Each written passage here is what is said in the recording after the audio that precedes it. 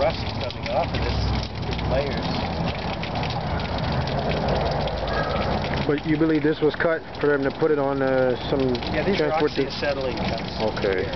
But what's incredible is that all of this steel, some of them 6 inches thick in diameter, were bent in almost a perfect arc, with something like a 12 or 18 foot radius. And there must have been some huge explosive, hot explosive force to cause the deformation here. There's no tearing as on the tension side, and there's no buckling on the compression side. What about this bending? What about this what? This weird twisted bend shape you got here. This deformity here. You're talking this one? Yes. Even at the ends. What do you? Well, a lot of the steel was just draped over other elements of the debris pile as if it were a wet noodle. In other words, it must have been heated well beyond 1200 degrees, which is just the beginning of where steel loses half its strength, about 1200 degrees Fahrenheit. So all of that steel was well over 1200 degrees in order to get it to just behave like a wet noodle. Well, the hottest fires in the Twin Towers, according to NIST metallographic paint analysis, were like 400 or 600 degrees.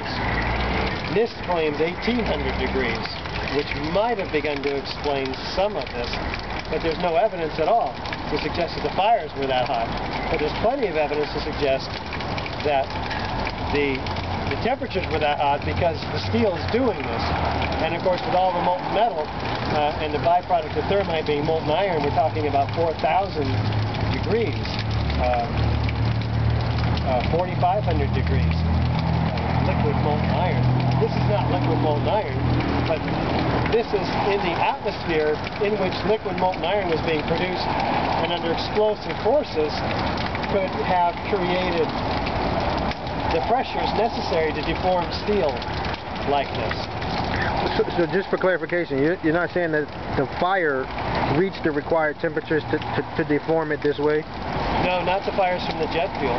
No, the jet fuel burned up in a minute to 10 minutes, even according to the official story. That was gone. All we have is normal office fires after that. The buildings didn't collapse until an hour or an hour and a half, in the case of the North Tower, after the jet impacts. So what we're told really is that the intense weight of the building coming down bent all the steel, but that wouldn't bend it in the kinds of arc shapes that we have so many examples of which this is one. Like this arch here at the top? Well, this is a whole other question here. This is extremely disturbing. This is the noodle effect, first of all. Very, very, very, very hot temperatures, 3,000 to 4,000 degrees probably, in the environment in which the building is tearing itself apart with these intense explosions, which we know we have hundreds and hundreds of aluminothermic reactions going off. All those atomized molten iron in the air could do this to steel. But this isn't bent by steel hitting other steel and being bent and crushed and buckled. This is an extremely hot process. Look at the ends. Let's try to get up. What kind of beams are these exactly? What were they used for? It would be so. First of all, these look like perimeter columns.